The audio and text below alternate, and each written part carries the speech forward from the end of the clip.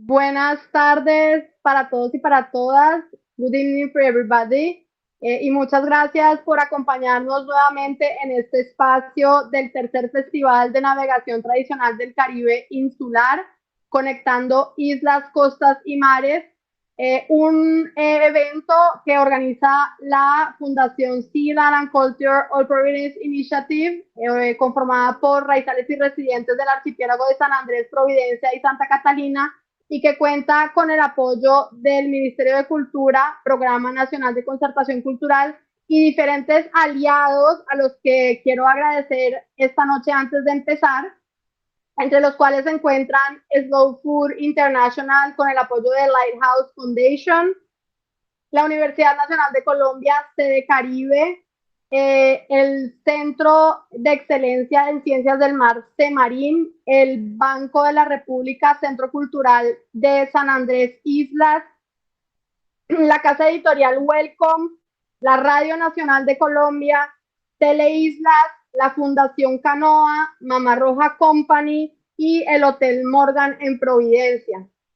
Estos son los aliados que este año nos han venido apoyando en este festival, que tiene una franja presencial en Providencia y una franja virtual a través de la cual nos estamos conectando hoy con ustedes con esta actividad que hemos preparado en el marco del festival.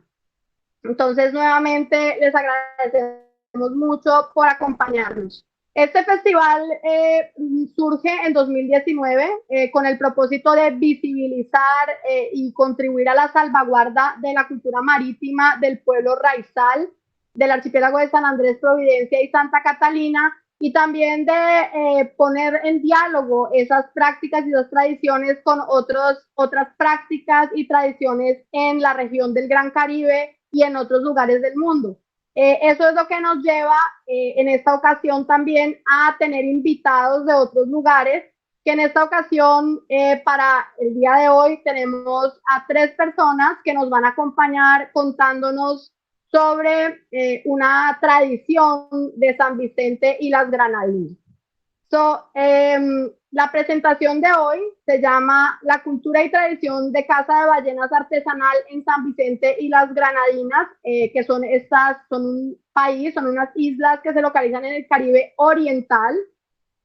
The culture and tradition of Blackfish whaling in San Vincent and the Granadines, que estará a cargo de estos 3 invitados que les voy a presentar a continuación. El primero de ellos es Russell Fielding, un geógrafo ambiental que ha trabajado, cuyo interés es intentar comprender cómo las personas hacen un uso saludable y sostenible de los recursos naturales en contextos caracterizados por cambios sociales y ambientales. Nacido y criado en la costa del Golfo de Florida, realiza investigaciones principalmente en zonas costeras e insulares del Caribe. Su proyecto de investigación de mayor duración investiga las implicaciones humanas y ambientales de la caza de ballenas en San Vicente y las Granadinas.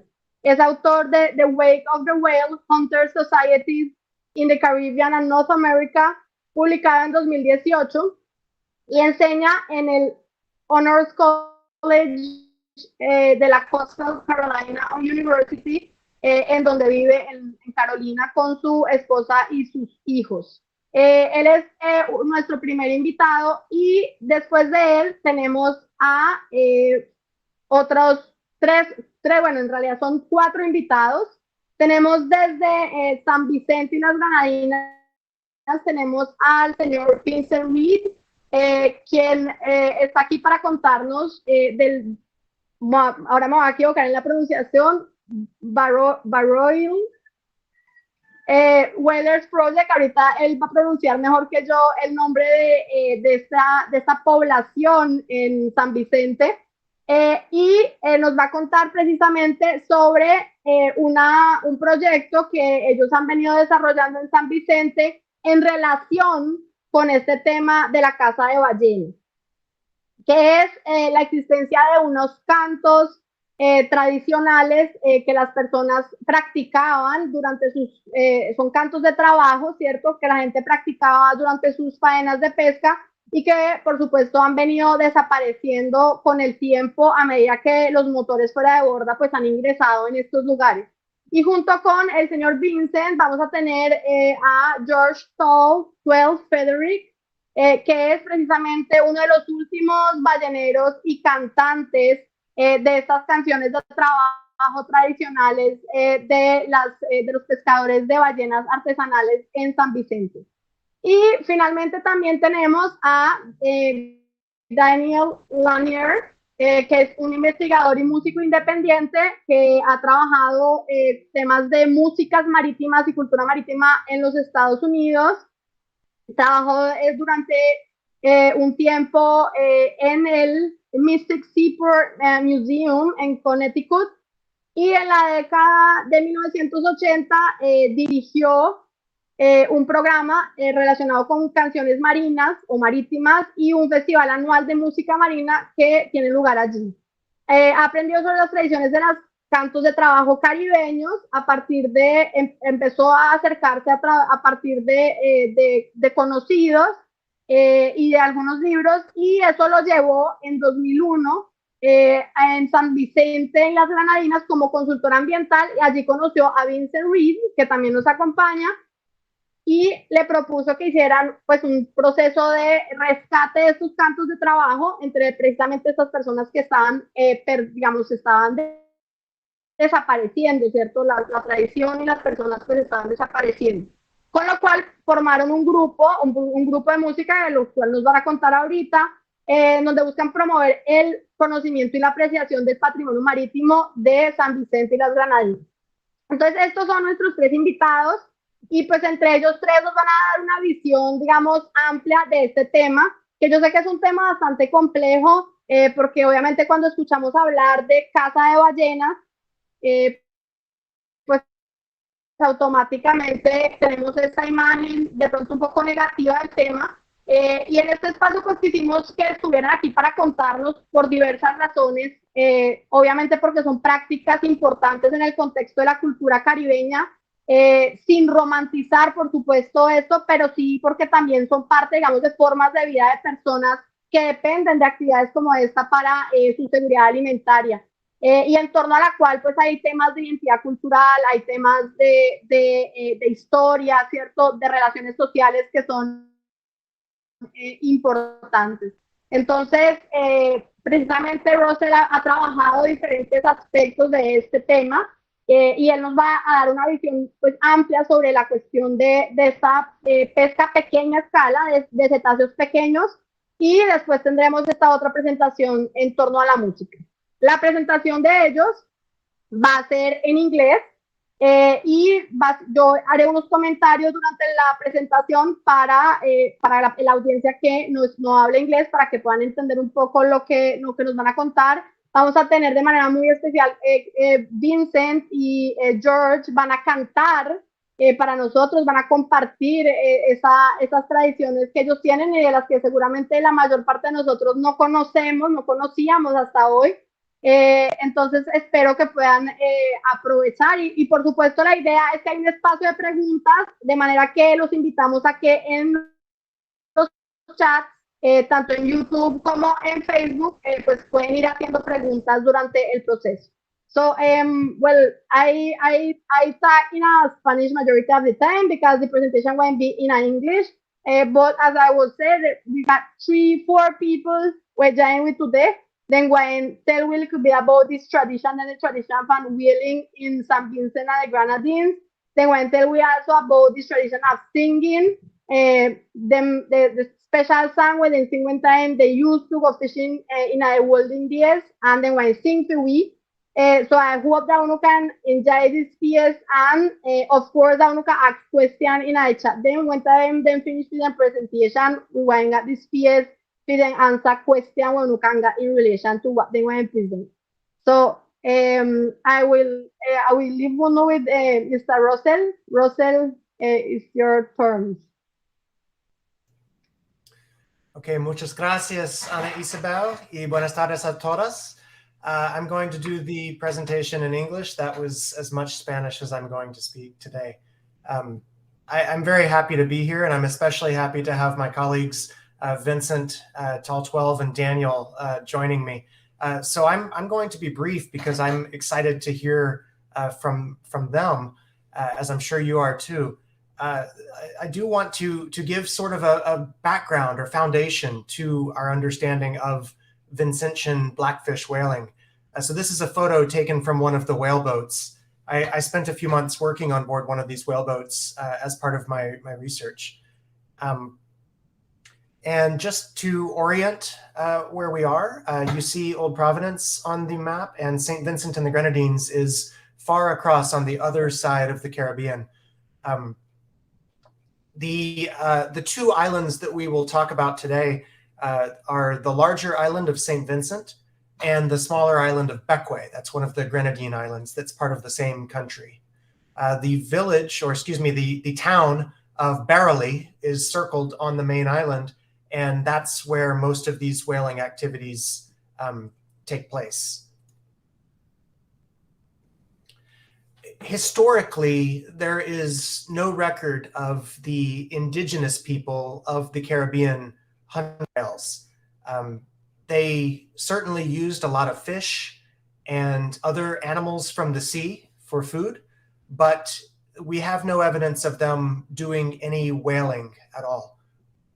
The first whalers in the Caribbean came from my country, from the United States, and specifically from the part of my country where Daniel lives, from New England, from places like Massachusetts and New York and Rhode Island and Connecticut.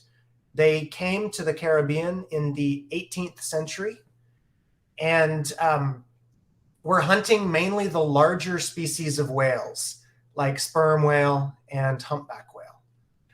Importantly to our story, these whalers would often hire local men to work with them on board the ships. And it was during this work that a lot of culture was transmitted in both directions. The American whalers learned Caribbean culture. The Caribbean whalers learned American culture. They also learned the skills of whaling, so that after American whalers stopped coming to the Caribbean, the whalers were able to continue hunting for whales. In most cases, they did not continue going for the large whales. They went for smaller whales like this pilot whale.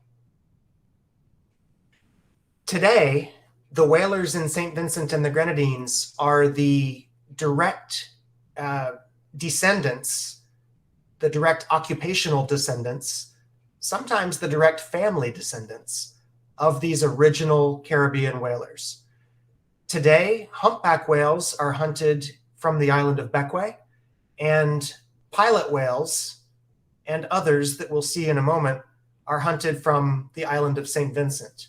Ana Isabel, ¿quieres traducir ahora? Quisiera traducir. Sí. Sí, perfecto. Vamos entonces a hacer un pequeño comentario. Básicamente, Russell nos está contando sobre cómo inicia esta práctica. Dice que pues el registro arqueológico no hay una evidencia suficiente para lo que el registro muestra es que al parecer no parece haber habido caza de ballenas en el Caribe precolombino, como sí lo hubo en otros lugares del mundo. Las prácticas de caza de ballenas en la región inician en el siglo XVIII por influencia de los balleneros norteamericanos que llegan buscando ballenas, sobre todo ballenas grandes. En ese proceso hay un intercambio porque los balleneros norteamericanos contratan personas locales para trabajar en la caza y la pesca de ballenas.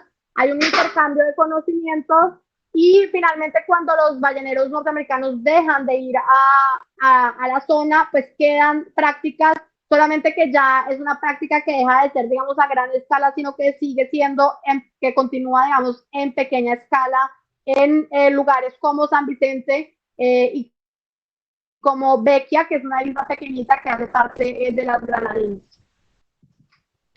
Okay, gracias. Yeah, thank you. So we are going to focus on St. Vincent, the northern and larger of these two islands for today. And I want to explain more about the whaling there, because it's not only pilot whales. There are a variety of smaller whales and dolphins that are hunted by the whalers from St. Vincent. You see several examples here on the screen, and there are actually several more species that are hunted there too.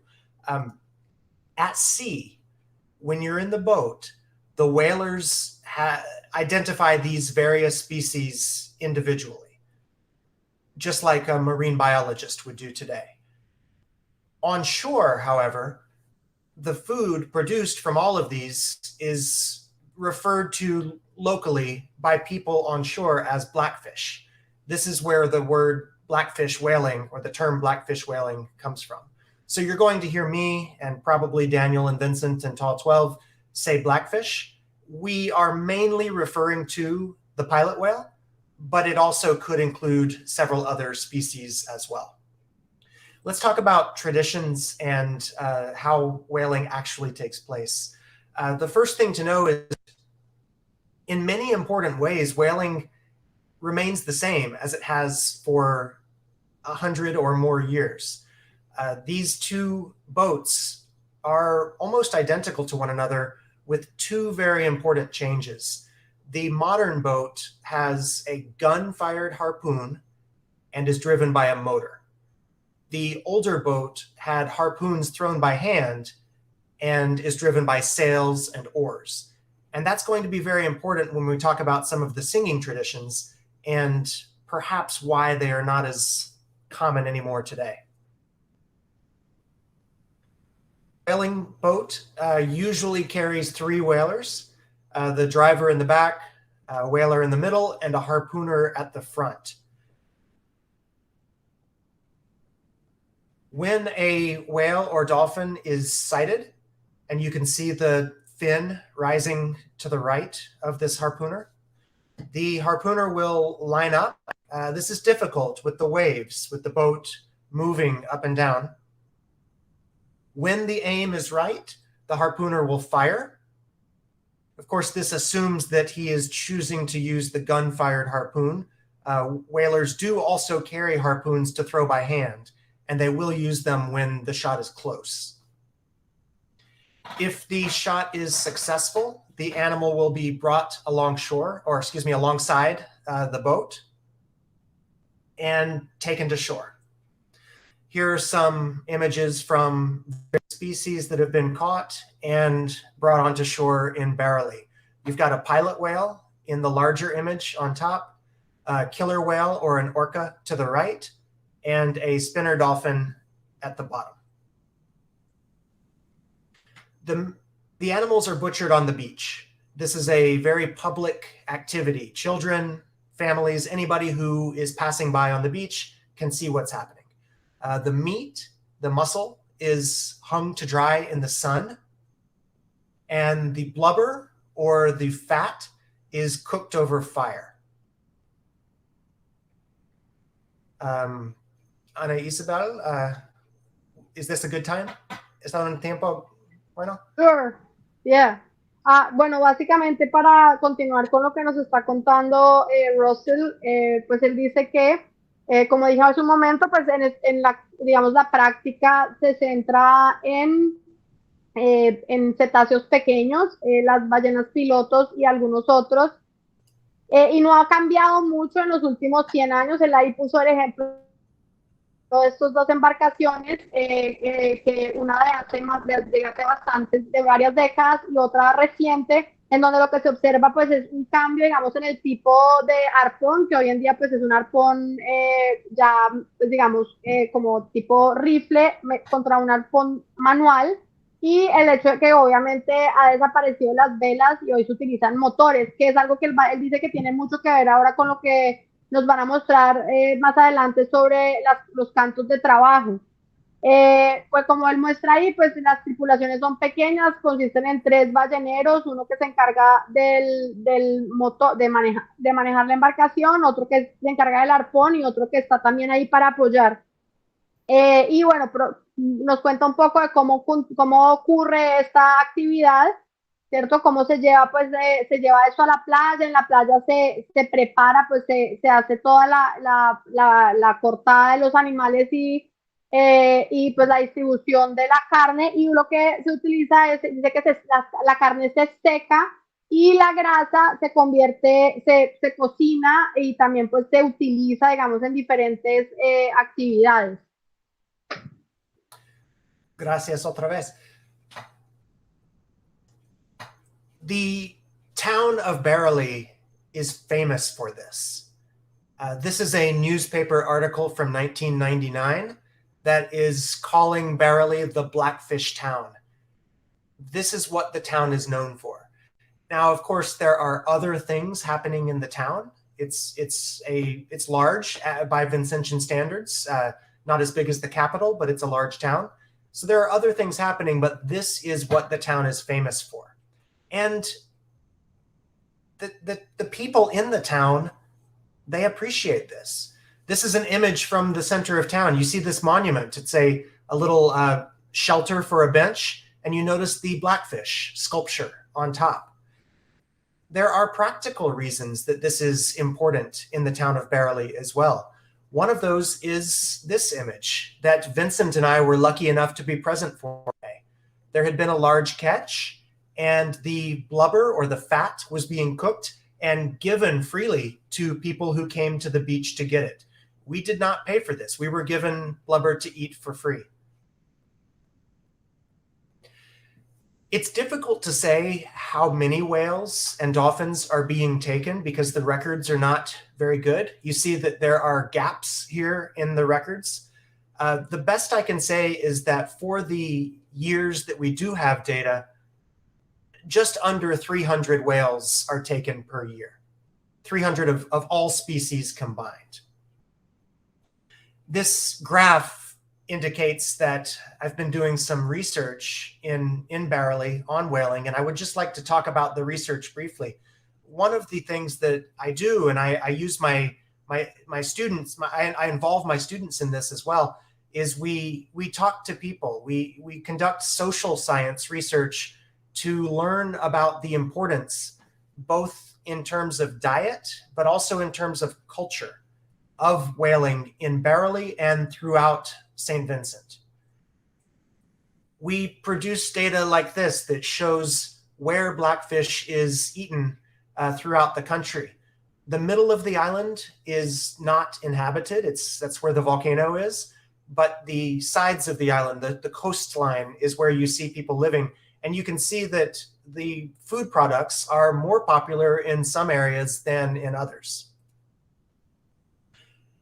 My students and I also do research in the laboratory, and it's unfortunate that this research is necessary, but because of environmental pollution, there is mercury in the tissue, in the bodies of the whales that are caught for food. And one of the things that my research is doing is investigating how much mercury. Here's what we found. It varies by species, but across all species, the mercury level is higher than what the World Health Organization says is safe to consume. I am concerned that mercury problem might eventually lead to the end of this tradition. And this doesn't make me happy to say this. The end of this tradition has been predicted for many years. This is an article from 2012 in a local Vincentian newspaper that was predicting the end of this tradition. In 2017, there was an unfortunate incident where whale boats and whale watching boats with tourists were both in the same place at the same time. This obviously caused a conflict, and for a while, people in St. Vincent were worried that this conflict could lead to the end of their whaling traditions. National Geographic, as you see, and other international media picked up this story. Environmentalists from around the world, like Sylvia Earle, who you see here, are actively working to try to stop Vincentian whaling. This is a person with a lot of followers. This is a person who has a large audience. And you can see from her website that her actions are intended to stop this tradition from happening. There's also local opposition to whaling.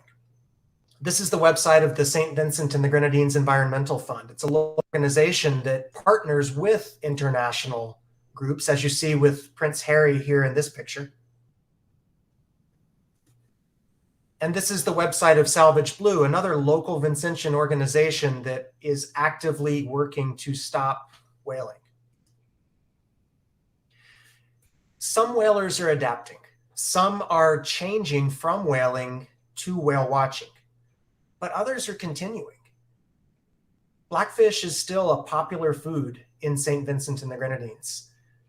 When I conducted that research, we interviewed almost 1,000 people, and 3/4 of them said that they regularly eat this food. It's very popular. But I wonder how much longer it's going to exist. And the question that I ask is whaling culture dependent on whaling? That is, these cultural benefits, like the generosity that you saw on the beach when the blubber, the fat, was being given for free, or the artistic, like you're about to hear when I hand things over to Vincent and Tall 12 and Daniel. Can these elements, these beautiful elements of culture, survive to an end? And I want to turn this question over and ask, can whaling survive without whaling culture? Because culture changes. That's one constant. And I wonder if the activity itself of whaling is dependent upon some of these beautiful cultural elements that you're hearing about and you're going to continue to hear about when I hand things over to my colleagues. Thank you very much. Okay, thank you, Russell. Voy a terminar entonces de traducir. Hay una cosa que olvidé decir y es que Blackfish es el término local con el que se denominan estas especies que son pues fundamentales para la seguridad alimentaria, que es un poco lo que él muestra en esta presentación. Precisamente nos muestra cómo, digamos, además, digamos, en torno, digamos, a todo este tema del consumo de cetáceos, pues hay todas unas prácticas culturales entre las cuales, por ejemplo, el tema de la reciprocidad es muy importante, ¿cierto? Y es que una parte muy importante de esto que se saca no se vende, sino que se regala, como él muestra en esa foto que nos cuenta en donde, por ejemplo, se regala grasa, esta grasa que se cocina, que es parte, digamos, de la dieta local. Entonces, él resalta, digamos, la importancia de esta práctica dentro de una dimensión, obviamente, nutricional, ¿cierto? El aporte a la seguridad alimentaria de las personas en San Vicente, no solamente en Barali, sino también en otras zonas. Y, por supuesto, digamos, la importancia cultural asociada, por ejemplo, a esta generosidad, a estas prácticas, digamos, de compartir, que son muy importantes, y también a otras manifestaciones culturales como son el tema de las canciones y que vamos a escuchar a continuación. Él dice que no hay falta mucha investigación sobre estos temas, no hay buenas estadísticas sobre, digamos, cuánto se extrae en términos, digamos, de ballenas, pero dice que el cálculo es que son alrededor de 300 animales anualmente que se extraen para consumo en San Vicente, lo cual en realidad pues es una cifra bastante baja. Él muestra en este mapa, de todas maneras, cómo lo que se ocurre es que hay muchos lugares en donde hay un consumo importante de esta carne. De hecho, él dice que en una de esas encuestas en donde se aplicadas más o menos a 1,000 personas, más de 3/4 de esas personas respondieron que consumen cotidianamente esta carne. Entonces, esto nos lleva entonces a a otra cuestión, y es, digamos, que digamos, obviamente hay unos conflictos en torno a estas prácticas. Uno que es el más evidente y es con el que él va a terminar, y es el conflicto obviamente con las organizaciones ambientalistas, que no ven con buenos ojos una práctica como esta, y que de pronto no siempre se dan cuenta o analizan, digamos, todo lo que esto significa detrás, digamos, más allá, digamos, del acto, digamos, de cazar a los animales y todo lo que representa en términos de dieta y en términos de cultura. Pero además hay otra problemática, y es el hecho de que estos animales están presentando tasas muy altas de mercurio, tasas que están por encima de los niveles que recomienda la Organización Mundial de la Salud, y pues eso es una preocupación, digamos, porque también, digamos, hay una amenaza a la salud de las personas que los consumen, y pues, digamos, es un tema que también podría acabar, digamos, con la práctica. Y de alguna manera, pues esa es la pregunta con la cual él termina, ¿cierto? Y es si la cultura de los balleneros, que él precisamente asocia todo este tema de la generosidad, que yo creo que quienes trabajamos con pescadores y quienes conocemos cómo funcionan las culturas pescadoras, pues es algo muy frecuente. Si esto es dependiente de la misma práctica como tal, ¿cierto? De la práctica de la caza propiamente de ballenas, y al revés, ¿cierto? O sea, si la caza de ballenas puede existir sin que haya una cultura, digamos, en torno a esto y estas prácticas que él pues, nos ha contado. Entonces, eso como para resumir, y entonces ya le daría entonces el espacio a Dan. Am I right? Is Dan who is coming now? Yes, that's right. Thank you. Okay, I present you already, but just let me remember. Dan es músico, investigador independiente, con experiencia precisamente en temas relacionados con músicas del mar, y ha venido trabajando con Vincent Reed, que es nuestro otro invitado, en torno a la salvaguarda, ¿cierto?, de este patrimonio inmaterial que son los campos de trabajo asociados a la caza de ballenas en San Vicente. Go ahead, Dan. Yes, thank you, Anna Isabel. Thank you, Russell Fielding, and thank you, Vincent Reed, for inviting me to participate. I'm going to do my best to give my perspective on the singing traditions, the songs of whalers and barrelly. Next year will be the 100th anniversary of the launching of the first barrelly Blackfish boat, as it turns out. And so that's the 100th anniversary of the beginning of blackfishing as an industry in barrelly, to the best of my knowledge. I'm going to go back about 50 years, back to the 1960s and 70s, to talk about these songs. And what I'll do is give you a little bit of history, and then Vincent Reed will help me describe and discuss and demonstrate with one of the barrelly whalers the Shanty tradition. Now I'm going to talk about two types of songs. I'm going to talk about what is known as a shanty in barrelly. When foreign visitors went to barrelly in the 1960s, they heard the people, the whalers there, singing what they called shanties. And these shanties sounded very familiar. In fact, they seemed almost identical to what we call in the United States sea shanties. Some of them had the same melodies and similar words.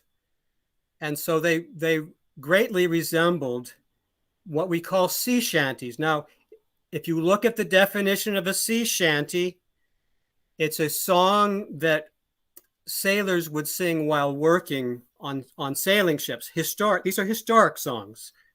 sea shanties vanished really about 100 years ago, about the time that blackfishing began in Barrowley. Now, in Barrowley, what they call shanties are very unique. They're special and they're distinctive, and they're special to the whaling culture of Barrowley. I want to emphasize that distinction. They resemble historical sailor sea shanties, but in Barrowley, a shanty is a very special type of song. And to better appreciate the shanty singing, or the shanty singing, we need to understand the context in which shanty performances took place in this whaling community. Okay, so I mentioned, Anna Isabel, would you like to just summarize that, please? Yes, okay. Básicamente, Dan nos está contando un poco sobre estos cantos de trabajo, ¿cierto? Que se conocen como shanties en San Vicente, y que en inglés, digamos, en los Estados Unidos existió también tradiciones similares que se llaman sea shanties, que eran canciones de marineros, solo que digamos, en los Estados Unidos son tradiciones que desaparecieron hace más de 100 años. Y en el caso, digamos, de estos shanties en San Vicente en los años 60, ahí, digamos, empieza a haber como un interés por ellos, porque hay personas que se empiezan a dar cuenta de que estos shanties que se mantienen en San Vicente, que todavía, digamos, en ese momento están vivos, asociados a esta caza de pequeños cetáceos, pues se parecen muchísimo a esos que ya han desaparecido en los Estados Unidos, pues varias décadas atrás, que tienen incluso pues letras similares, y pues de alguna manera ahí empieza, digamos, también a aparecer como un interés por este tema, porque además, bueno, son unas canciones muy particulares. Thank you. So, sea shanties of deep water sailors out on ships. If you look at a definition of a sea shanty in an English dictionary, you'll see that it's a historical work song of deep water sailors, and it pertains to different types of work on a square-rigged sailing ship, a big ship out on the ocean. Square-rigged merchant vessels, these are commercial vessels of the 19th century. And it was mostly an English language phenomenon, sea shanties. Sea shanties had a call and response format. That is, there would be a solo. Someone would sing a solo, one sailor, followed by a refrain or a chorus that the rest of the crew would sing back. The rest of the fellows working would sing the refrain. Now, sea shanties had an important function in the mechanical work on a ship. When I say mechanical, I mean a square-rigged ship has sails, it has anchors, it has pumps. There's all kinds of equipment that has to be operated. And this was heavy work. And the sea shanties accompanied this work and made it a little bit easier. Okay, these songs were adapted to various types of heaving and hauling and sail handling and so forth. By the mid-19th century, we're talking about the mid-1800s, the sea shanties had become really an integral and a virtually essential part of the occupational skills of a deep water sailor. Professional sailors knew these songs. They used them like a tool. They used them in their work. So this was a very mechanical type of activity accompanied by singing. And this as an occupational activity, sea shanty singing had vanished or nearly vanished by the early 20th century. Anna Isabel, would you like to just summarize that, please?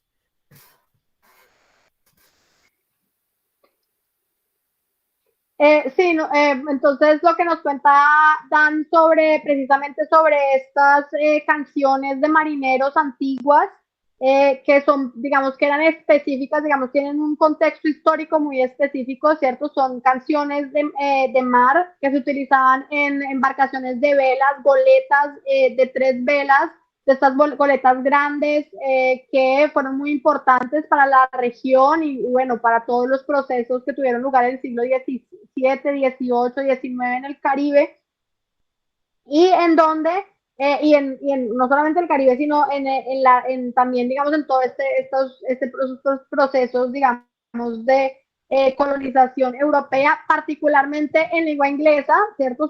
Son cantos asociados, son principalmente en inglés, que tienen una estructura pues específica, son cantos en donde hay una persona que hace un solo y canta, y los otros responden, hay otro que responde, y después hay unos coros que responde el resto, digamos, de la tripulación, y tenían una función en el trabajo, digamos, mecánico dentro de las embarcaciones, digamos, para hacer, digamos, un trabajo rítmico, ¿cierto?, acompasado, que de alguna manera, pues, digamos, así son muy importantes, digamos, era parte de las habilidades, digamos, en el contexto histórico de las canciones antiguas, era parte de las habilidades que las personas debían tener, que los marineros experimentados debían tener para poder, pues, trabajar en estas embarcaciones, que sin embargo, pues obviamente desaparecieron, como él lo dijo, desaparecieron hace ya pues casi pues más de un siglo.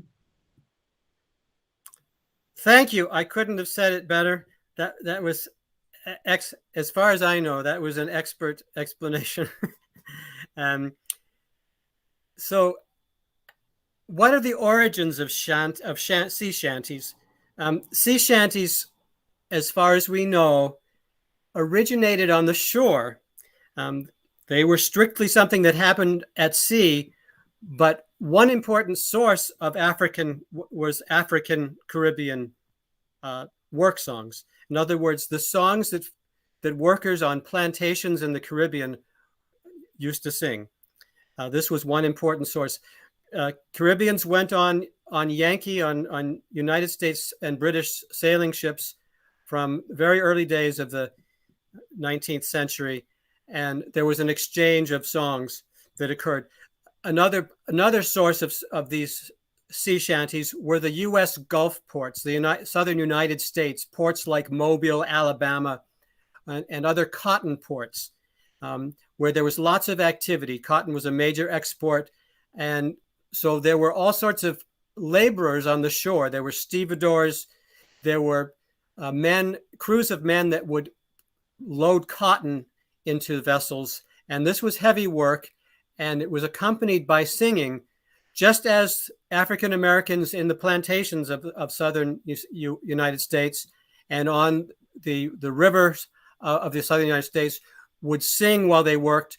They sang in these ports, in these Gulf ports, and this was another place where transmission of the singing tradition, the African American singing tradition, went to sea, was transmitted to deep water sailors during the early 19th century. So this is the origin of sea shanties. Now, barrelly shanties, as Russell explained, have their roots in the Granadine, in other words, the Bequia and the other Granadine Islands, right down to Carriacou, longshore whaling culture. So longshore whaling is what Russell was describing. It's not ship-based. It's smaller boats launched from the shore. And so this is what's called longshore whaling. And that industry, as Russell explained, was one that was adopted in the Granadines by the people that lived there from Yankee whalers. And with that came some songs. And this began in the late 19th century on Bequia. The island of Bequia, if you recall, is that island that's just to the west of St. Vincent, or just to the sort of southwest of St. Vincent. Have I got my geography right? I think that's about where it is. And this is so in Bequia they sang shanties as well. But in Bequia, there, as Russell explained, their work was focused on humpback whales. But very similar in 1922, when they started whaling in Barrelly, they would use boats that were about 25 feet, about 8 meters in length, wooden boats, double-ended boats powered by oar and by sail, a crew of 6 men, including a harpooner, and they would pursue whales from these boats off the coast of St. Vincent. So now the West Indies in general had a long tradition of call and response songs, again, from work on the plantations and so forth. And so this was something that was not new, the whaling songs that they might have learned from the Yankees. This was not new to the people in the West Indies, but in Barrowley, there was a special group of songs which they called Shanties, which they used in their longshore whaling culture. I'm going to let Vincent speak about the Shanty tradition, but if you'd like, Anna Isabel, just to make a few remarks before we turn it over to Vince. Perfecto, vale, bueno, entonces para terminar lo que nos está contando Dan, nos cuenta un poco, bueno, de cómo se originan los shanties, digamos, los sea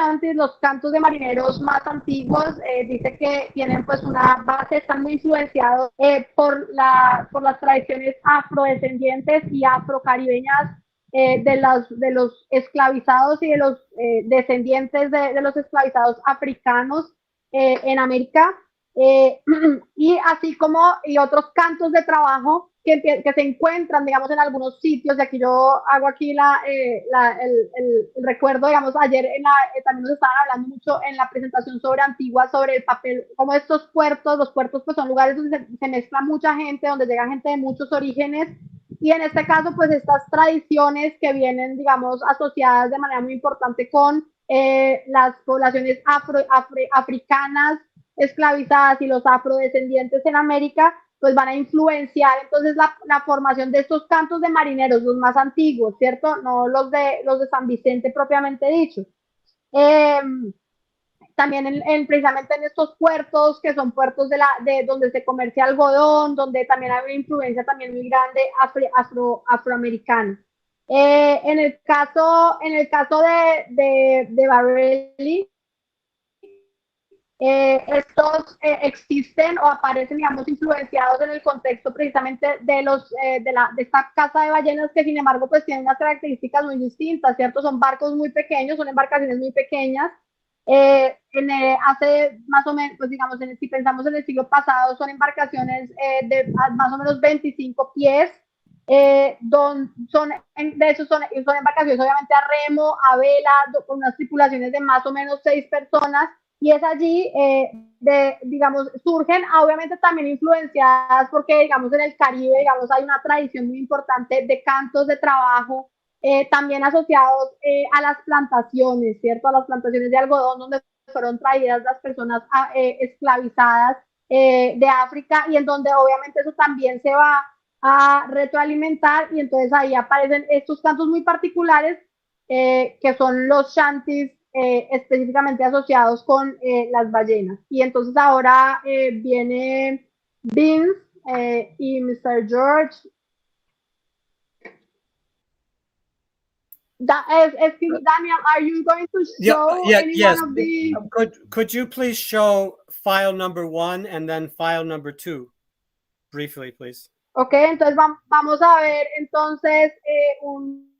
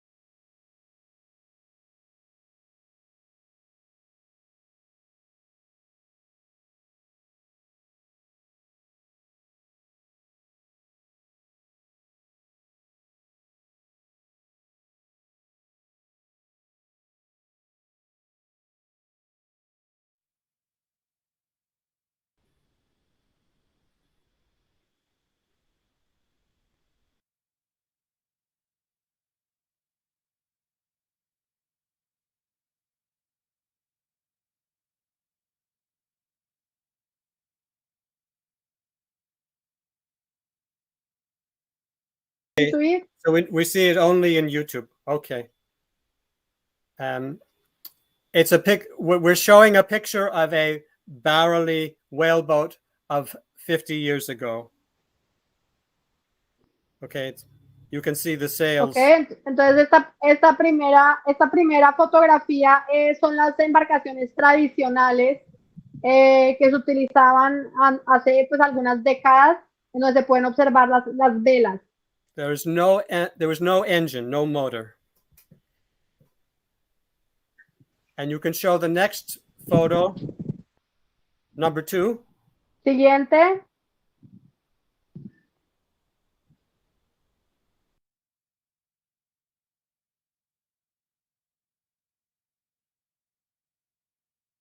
Okay, it's showing, the second one is showing. Yes, okay, good. This is, again, you can see in the foreground a blackfish, which they are about to shoot, about to harpoon. Okay.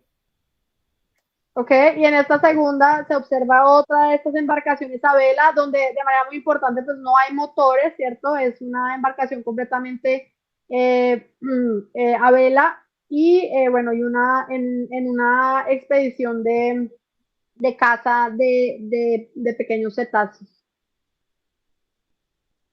Okay. Okay, and I'm going to hand it off to Vincent Reed to discuss the purpose of a shanty and give an example of a shanty. Perfecto, entonces ahora sí pasamos con Mr. Vincent Reed, que nos va a contar un poquito más y además de eso, pues ellos van a cantar un poco para que ustedes escuchen un poco más sobre esto que ellos nos están contando.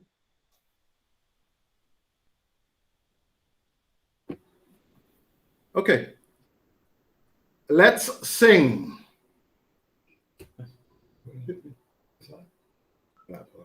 Blackbird, get up, higher, and the big tail, higher. Whitebird, get up, higher, and he do the same, higher. And my line a girl, higher. You can go with me, higher. And my line a girl, higher. You can go with me, higher. Blackbird, get up, higher, and the big tail, higher. Whitebird, get up, higher, and he do the same. I won't. The songs and shanties of Barley are those similar to old whaling traditions and songs. They are unique to Barley in that it expresses the feelings of men. It tells of what goes on with the work that they have to do. And it's also a form of entertainment for all persons, not just the whalers, but for persons on shore, the families and friends that are waiting on shore for them to come back with a catch. The tradition of whaling is very important to Barley. It's their way of life. It's a livelihood. In a small country whose economy depends largely on agriculture and tourism, Blackfish whaling, the Barley whaling tradition, has cut out its own nice little niche. And it's very important to the people of Barley and to the cultural realization of the people of Barley and to the country on a whole. So when Russell asked the question about, is the whaling culture dependent on whaling? It gets me thinking that one can't go without the other. Sorry. Because the cultural aspect of it, the whole activity became a cultural aspect when it was embraced by everybody, and the entire society became dependent on it. Total dependency, and it became a way of life for everyone. That's why it is now a culture, because that's what it was that's what it became after its inception. The songs are part of it. And the songs are done to express, as I said before, everything about the entire whaling tradition. Can you go ahead, Isabel, and paraphrase? Sure. Yes. Perfect. Thank you very much. That was very nice. And I want to ask you to know when you go back, if you can tell us what it says. Pero básicamente, bueno, ya escucharon esta primera canción que nos comparten Mr. Vincent y Mr. George. Nos dice que son únicas y son particulares de Barley. Y que, digamos, son parte, digamos, de lo que las personas hacían durante sus faenas, ¿cierto? Durante sus faenas de trabajo. Pero también, digamos, que no son solamente de ellos, sino también de sus familias, ¿cierto? Es lo que la gente escuchaba también en o sea, la gente también canta, la gente mientras espera y la gente está pendiente, ¿cierto? No es exclusivo solamente de los pescadores,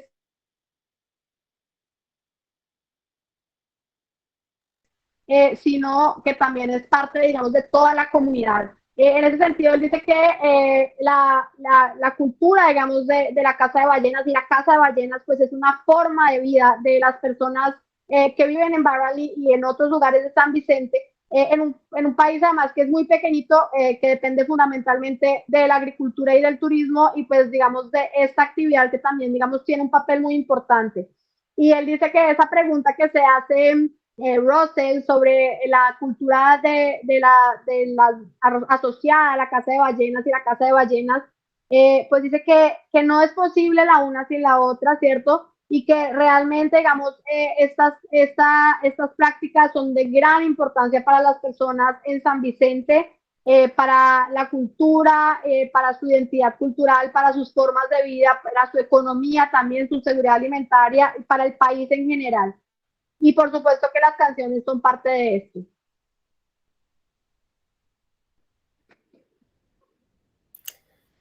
Now, may I speak? Yes. I don't know if Vincent or you. Okay, go ahead. Yeah. I think we want to hear some more examples of that singing. That was really nice. I wanted to say that when I first went to Barley and I asked, why do they fellows sing these shanties? They explained to me, and Tall 12, George Frederick there that was singing, explained to me too. We sang these to alert people on the shore that we were coming in with a catch. We caught some blackfish. I said, did you sing these every time you rowed back to shore? He said, no, only when we made a catch. So one of the principal functions of the shanty was to alert people that there had been a successful hunt. It was a way of just letting everybody know that they were returning. Do you want to give an example of a shanty that you might sing coming ashore with? Certainly, no problem. I had that in mind. Okay. Because very often, sometimes people don't understand that you may go to sea and you do not often catch. You're not often successful. There are days, weeks, there's sometimes very long spans when you don't catch what you want. And in this case, the price is the pilot whale, the blackfish, right? So the whalers have songs that expresses how they feel when they have not had a catch for a while. And then today, their lucky day, they've caught something. George. 7 long years into the ocean, roll my rolling river. 7 long years we never touch one. We are bound away from this world of misery. I come to tell you, roll my rolling river, misery into the ocean. We are bound away from this world of misery. Solid fast, may gone man cry out. Roll my rolling river. Solid fast, be second bowman and son. We are bound away from this world of misery. No, that's a shortened version. These songs, some of them, can go on for 7, 8, 9, 10 minutes. What happens, and this is unique also to the barley whaling. I say unique because I'm not certain that it would have happened before or with others. And I believe, though, it is in keeping with the old African traditions and African cultures. There are many improvisations. Today, that song may have 3 verses. Tomorrow, because something else happened, it may have a 4th verse that expresses what took place that is of importance to maybe the entire crew or just the harpooner or the captain. But it would express that. So one other stanza would be added, and over periods of time, more would be added as you express different things that would happen. And that's what that song is about. It expresses how long they've been out to sea, day after day, without a catch. And now they've had a catch. And it seems and feels like it was 7 long years since that last catch. Hence the song and the way it is sung. Isabella. Ok, entonces nos están contando ahorita, nos dice primero Daniel que la primera vez que fue a Bareilly y preguntó, digamos, como cuál era el propósito de estas canciones. Le dijeron que era para alertar a las personas en tierra que ya venían con una captura. O para contar alguna otra cosa que está pasando en el contexto, digamos, de estas actividades. Aquí nos dice Vicente algo que me recuerda mucho en Providencia, en San Andrés, hay una frase de los pescadores que dice: every day is fishing day, but not every day is catching day. Eso quiere decir que todos los días son días para salir a pescar, pero no todos los días son días de capturar algo, ¿cierto? Muchas veces los pescadores salen y regresan sin nada. Entonces, de alguna manera, eso se expresa, digamos, en las canciones, ¿cierto? Hay canciones que expresan cuando les fue bien, cuando se alerta a la comunidad que se está regresando con una captura, o hay canciones que cuentan cuando no fue tan bien, o que me imagino cuentan otras historias. Él dice que obviamente estos ejemplos, ese ejemplo que ellos dieron, el último, es una canción de cuando fue de un día en que les va bien, ¿cierto? Dice que esta es una versión corta, que las canciones pueden durar más o menos de entre 7 a 10 minutos, y aquí hay una parte muy importante que es el tema de la improvisación, ¿cierto? Y es que hay un grado de improvisación importante en donde se añade información a estas canciones. Y él de alguna manera también nos dice que hay una influencia muy importante africana, afrodescendiente en todas estas tradiciones de estos cantos de trabajo.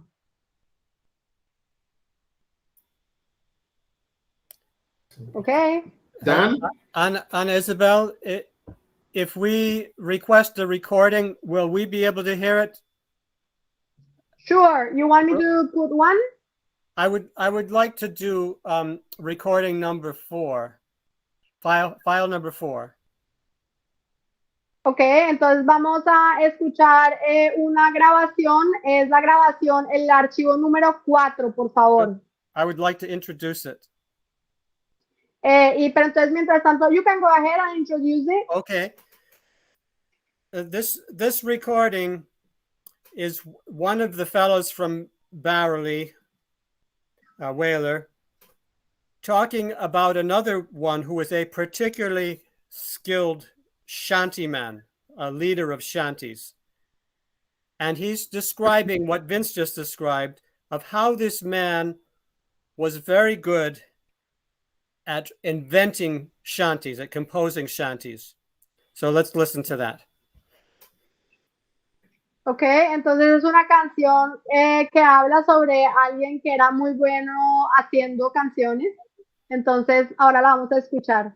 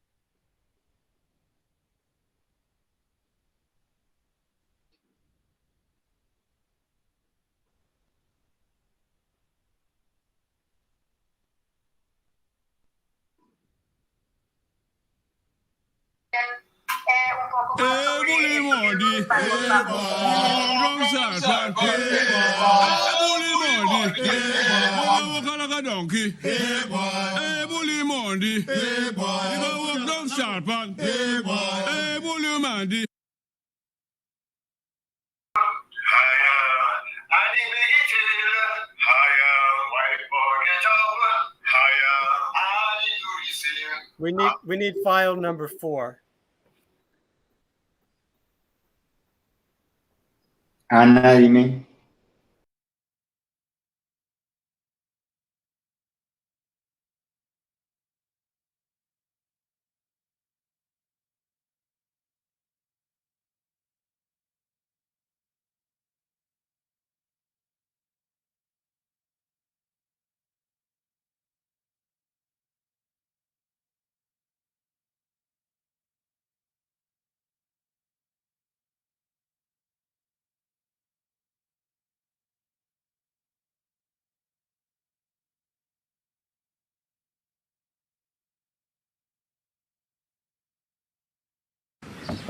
You see this man? He is a shanty composer. You could believe it or not. He is a shanty composer. And sometimes you know our shanty, you know the chorus too. But he have words. He's slipping as a shanty. So that's the man we always require to be a shanty leader. Now, not everybody could lead a shanty, you know. Not everybody could lead a shanty.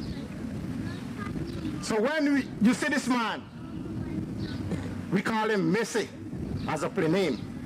He is the shanty leader and the shanty king.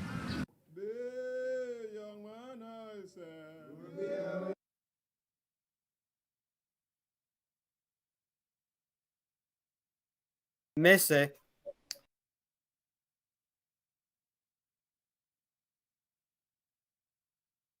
slipping little words in and making up a shanty in the moment. Just out of thin air, he could come up with new shanties, new ways of singing them. He's very skilled at that. Do you want to add to that, Tall 12 or Vince? Yeah, that's interesting, and that's what I was talking about. The ability to improvise on the spot. You're in a boat, you're rowing, you're trying to get to shore, you have a heavy catch, and there's a man singing shanty. He does the call. The rower, the other members in the crew does the response as they head for home, sometimes 13 miles off, but they're heading for home and they're happy because they have a catch. And so he would slip little verses, little lines into the songs that no one would have heard before. And it's possible that no one would ever hear it again because it might just be a one-liner and it just got in there, it was perfect, but it's not recorded. It's not written down. That's what a shantyman does.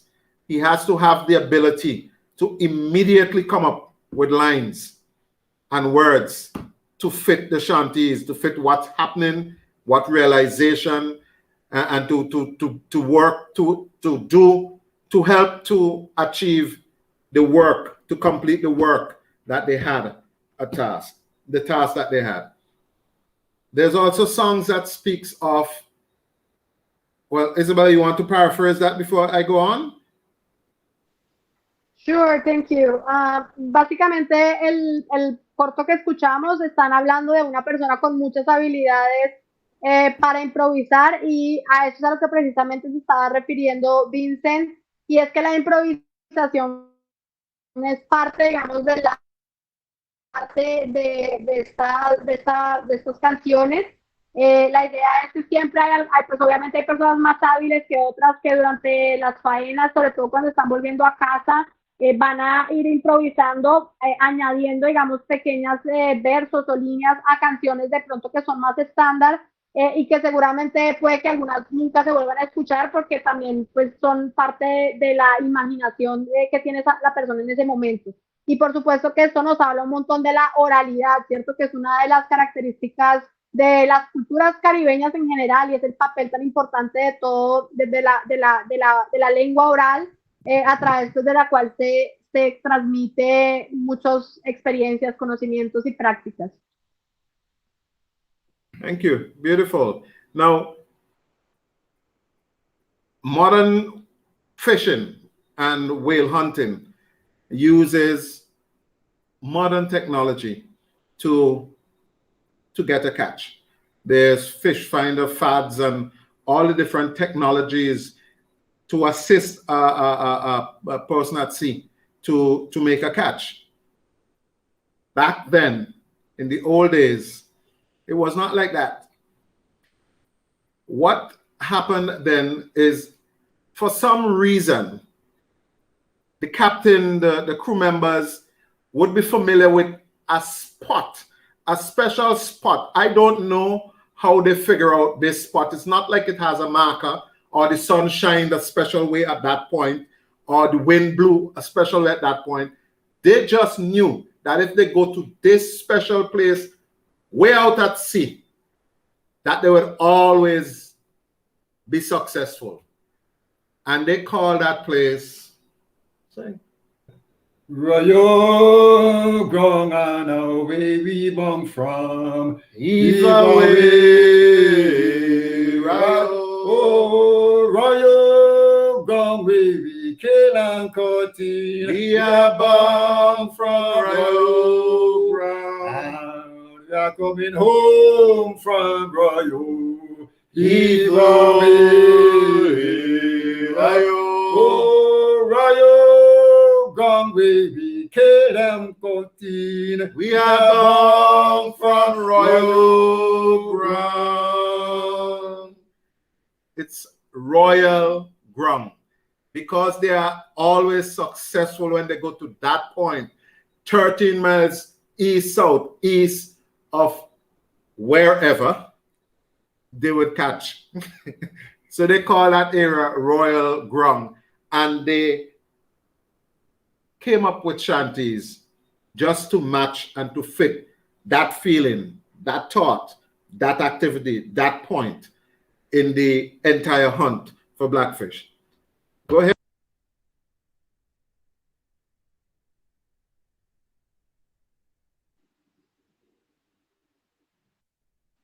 Ok, bueno, lo que nos cuenta entonces Vincent es, obviamente, pues hay muchos cambios en la pesca, digamos, contemporánea, moderna, y esta canción que nos acaba de compartir es una que es especial para un sitio de pesca, que en este caso se llama Royal Run, y que es un sitio muy importante para, digamos, porque cada pescador, cada persona que tiene este conocimiento, pues tiene lugares específicos donde sabe que puede ir y donde puede encontrar normalmente una buena captura.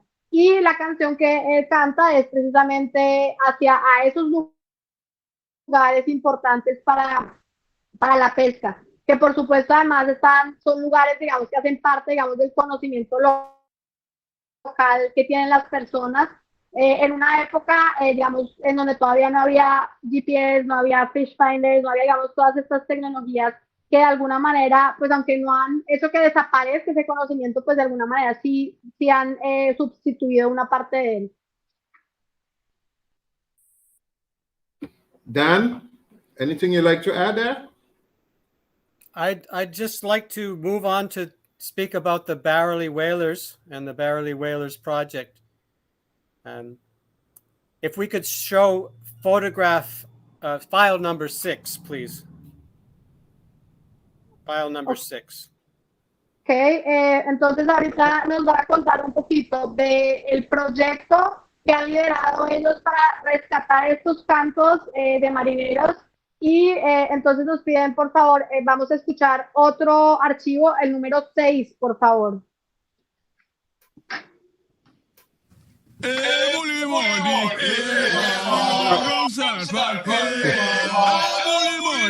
want file number 6. Is a photograph. El 6, el archivo 6.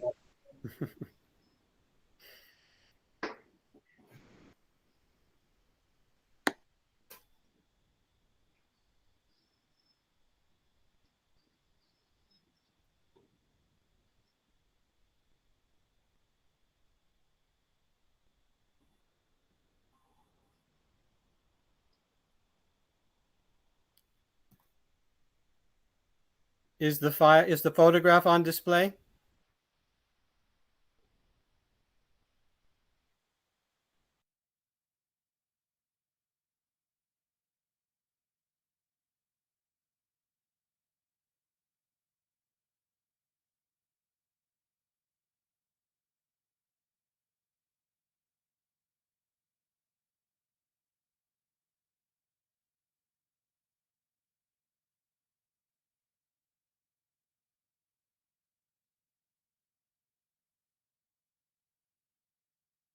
Está la foto. It's on screen now. Okay. This is the cover of a book titled Deep the Water, Shallow the Shore. And Tall 12, if you could move in front of the camera. The fellow you see pulling the oar is the fellow you see on your screen. If they'll go to the screen, the fellow with the blue hat and the blue shirt. His name is George Frederick. His play name is Tall 12. The photograph on the book, he's 21 years old. This is back in 1966. When I read this book many years ago, I was fascinated to learn about Barely, about the whaling culture and the Shanties. And when I had the opportunity in 2001 to go to St. Vincent, Vincent Reed helped me go looking for some of the whalers, including Tall 12. And it's then that we decided to start the Barely Whalers Project, to convene as many of the old whalers as we could find, to sing the Shanties again, and to take them to the rest of the world, which we did. The Barely Whalers went to the US 3 times, to Holland, to France, and they warmed the hearts of audiences all over the world. They were enthusiastically received. And so we're very grateful for that. And it all began with this book in 1966, the work of Roger Abrams. So, thank you, Okay, Go ahead. Yeah, go ahead. Daniel nos está diciendo que el libro que vemos, la portada de este libro es esta persona que aparece aquí, Tall 12, que es Mr. George, que está en pantalla con nosotros, que ha estado cantando. Este es un libro de los años 60, 1966, que fue donde Daniel vio por primera vez este tema de las canciones marineras de San Vicente. Y en esa foto él tiene 21 años en esa foto que se ve en el libro. Y bueno, hoy nos está acompañando en el 2021.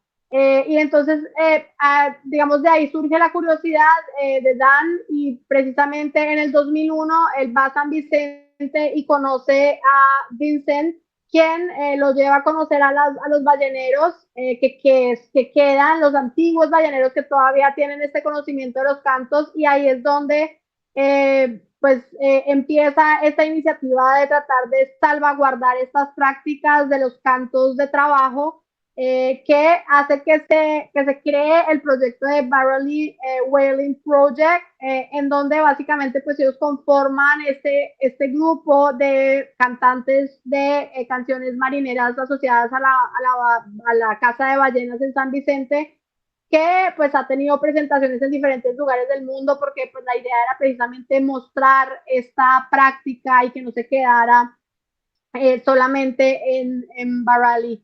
Y eso los ha llevado pues a diferentes escenarios, han estado en los Estados Unidos, han estado en Francia, en Holanda, cantando, y bueno, ojalá de pronto un día vengan por acá. Thank you.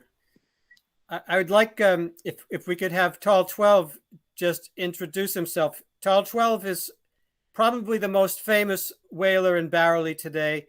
I don't know if Sam Hazelwood would agree, but I think Tall 12 is the most famous whaler in Barely. He comes from a whaling family. His father, his aunt was a very important boat owner. I think she had 3 boats, Big Flo. And so George comes from a real whaling family and has been involved with whaling throughout his life. And he's now stars in a film called Madulu, which will be available, I understand, shortly, in which he plays the role of an old whaler in this film made in Barely. George, would you tell us a little bit about your whaling family and the people that came before you and your life as a whaler?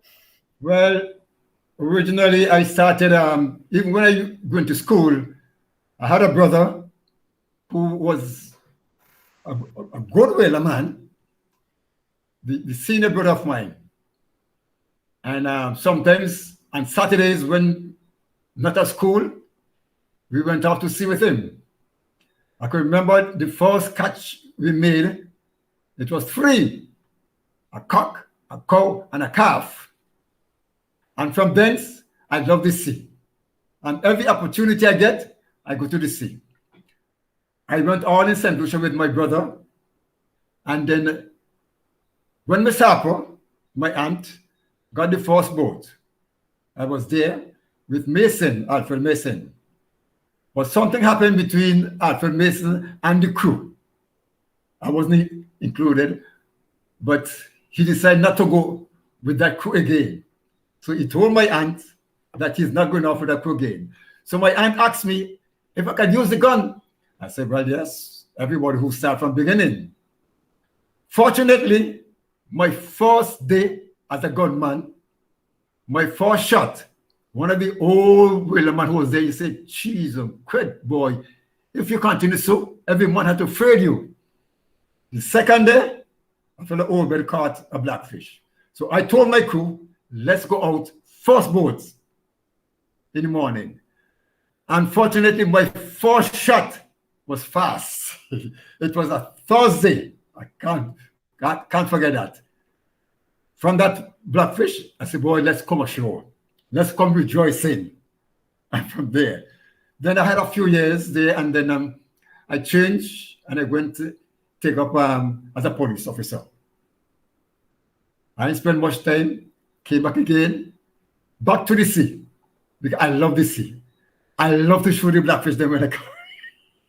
Eventually, I was rated as one of the best they ever see of the animal. And right now, I have the record of catching the largest blackfish. It was on the 20th of April, 2008, a Sunday. Samuel Hazelwood asked me if I want to make a trip. I said, well, yes. Fortunately, and unfortunately, we only caught one. The other one got away. So right now, I have the record of catching the largest blackfish. And I have the record of being the best gunman out there. Everybody had respected me. Then, it was nice being out there. It was nice. It was nice. My father was a whaler man. My two brothers, elder brothers, my last brother, and my aunt had 3 boats. My mother was a vendor. So I grew up in Blackfish. And I love it. I love the tradition. And right now, I'm still smiling. When somebody look at me, they say, oh, look the best man, who's this blackfish out there? Look the man who caught the largest blackfish. That's Star 12. Then, I'm happy to be among you all. Okay, I know you're not a poor old man, but can you tell us about the poor old man? No. And we will sing it after. Chant with the poor old man. We will sing it after. Go ahead. Well, it's a story that they said the poor old man, you know, he couldn't see his praise, they're lonely. Everybody coming, oh my, they're sorry for that poor old man. You know, sometimes we make a catch and we say, well, okay, he's an old man, let's give him something. And there's a shanty about that, you know. You like to hear the shanty? Yeah. Oh, that poor old man, look, he's sick in bed. He needs somebody to anoint his head. Johnny come down with a high load, that poor man. Oh, yes, that poor old man, look, he's sick in bed. He needs somebody to rub his head. Johnny come down with a high load, that poor man. Oh, yes, that poor old man, look, he couldn't say his praise. We hold him by the left leg and throw him downstairs. Johnny come down with a high load, that poor old man. That's what I'm telling you about Shanties and the way the barley whalers adapted everything, fashioned everything, readjusted everything to suit their realization. And it's unique. It's very unique. Isabella. Thank you. And thank you, Mr. George, for sharing with us that experience. Básicamente, bueno, Mr. George nos cuenta que, bueno, él es uno de los balleneros más famosos, precisamente ya lo vimos en la foto del libro. Viene de una familia de balleneros, su papá fue cazador de ballenas o pescador de ballenas también en San Vicente, en Barrelly, sus hermanos también.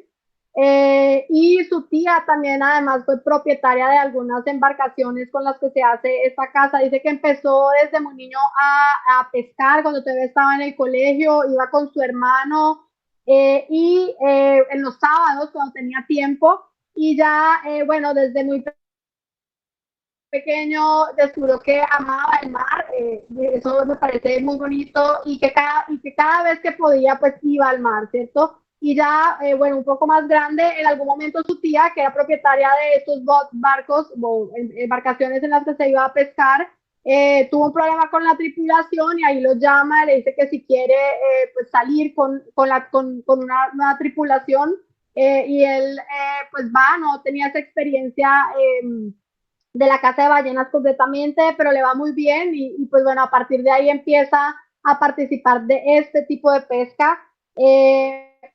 Ahí hay una parte, entendí que, bueno, trabajó como policía durante mucho tiempo, pero dice que, bueno, su pasión es esto y es el mar. I love the sea. Y bueno, nos cuenta un poco de su experiencia, de lo que ha hecho. Y básicamente, pues que él viene de balleneros, ¿cierto? Toda su familia, su mamá también entiendo que era vendedora de estos productos también. Y entiendo que además, como nos cuenta Daniel, hoy en día también está protagonizando una película que se llama Madulu, que se está grabando en Bareilly, en donde interpreta precisamente se interpreta un poco a sí mismo, interpreta a un ballenero. Y nos cantaron esta canción que se llama The Poor Old Man, el pobre viejo, que es otra pues de estas interpretaciones de los Shanties.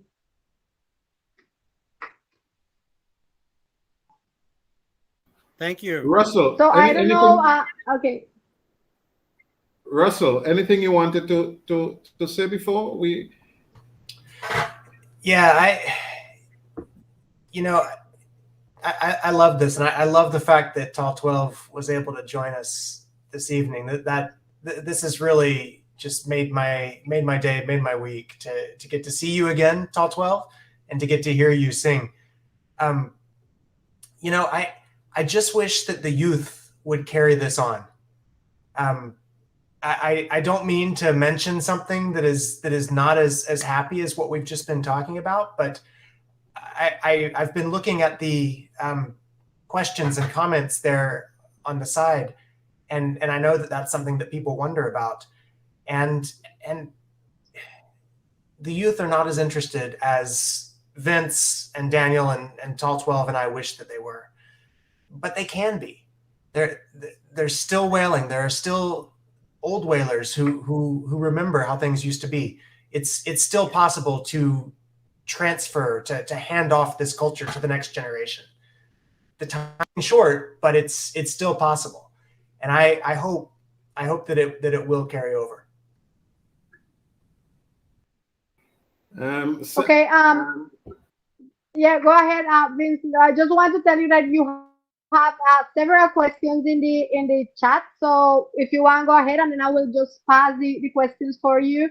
So we have like a space for sharing too with the public. Okay, just to quickly add, George, having George here is a major plus. You would not know, you would not see it in him, but he's not as well as he was at 21.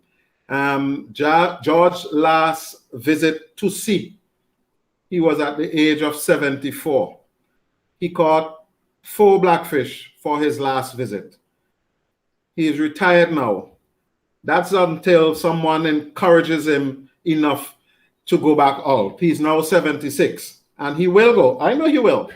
But the tradition of shanty singing and passing it on to the younger generation is a challenge, and it's that challenge that the Bareilly Whalers Project is looking at every moment we have, every time the opportunity comes up. How can we pass this on? How can we share this? How can we get the younger people interested in shantying? I've had some thoughts on the matter, and I've expressed that with some people in the Bareilly community, and it is starting. We do have a festival at the end of every year, 9 mornings before Christmas morning. There is a festival called 9 Mornings. So that's the 9 mornings before Christmas morning, started on the 15th, right?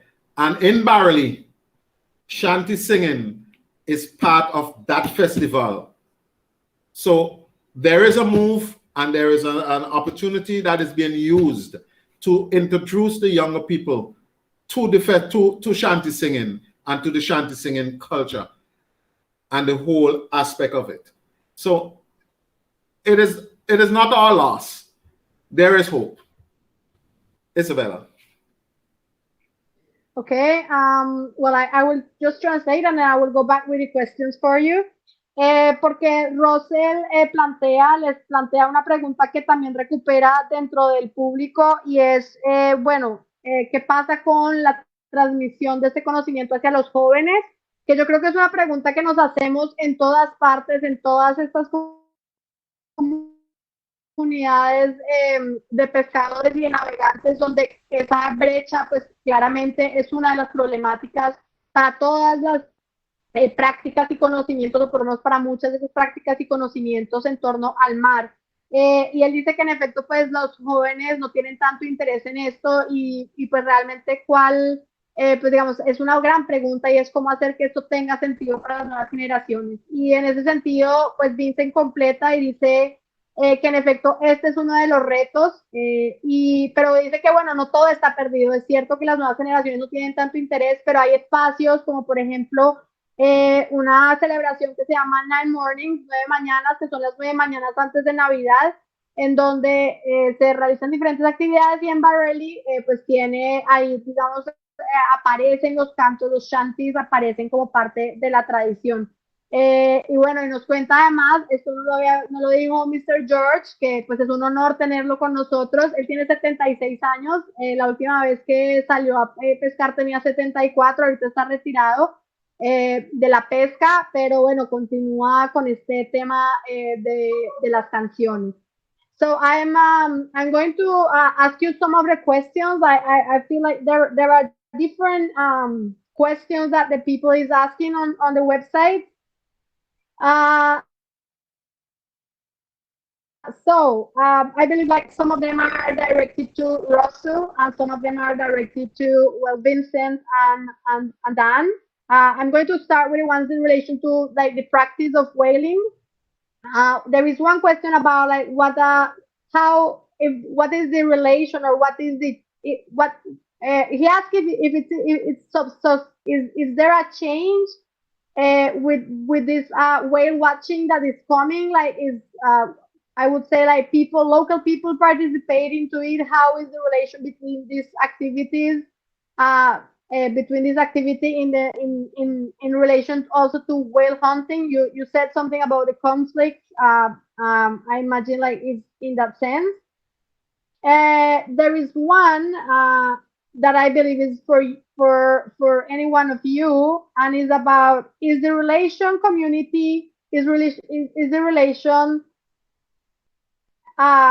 between community and whale hunting the center of their cultural way of living, or are there other connected cultural practices of similar importance?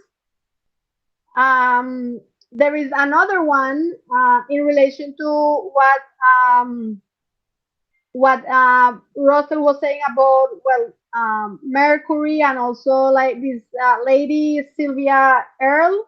He is asking how environmentalists as Sylvia Earle can change their speech from avoid whale hunting at the Caribbean to avoid mercury contamination. That is a really bad background problem that affects both people and whales.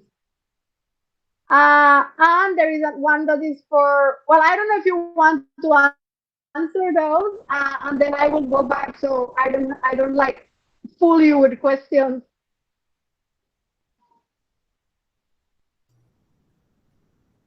I don't know what's the best order for us to go in. I think the first question you asked had to do with the cultural value of whaling compared to other things, and I think Vince and Tall 12 would probably be the most appropriate to answer that.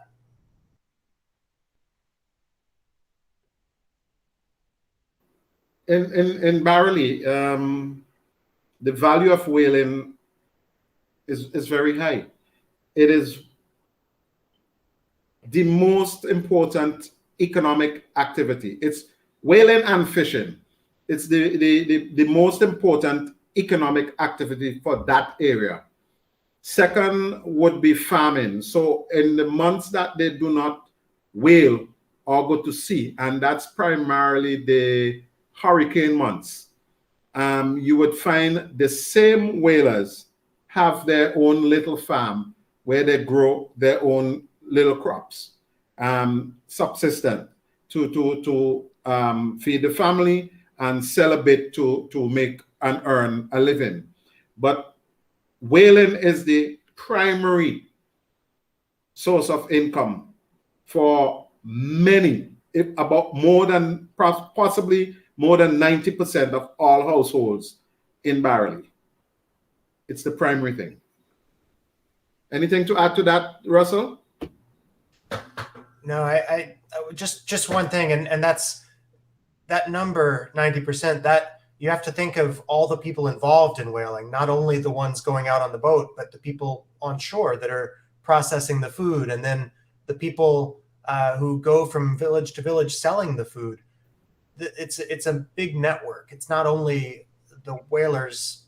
Of course, they are important. They're the most important, but it's the entire network that comes from that as well. It's many people, and it's absolutely the center of Barely.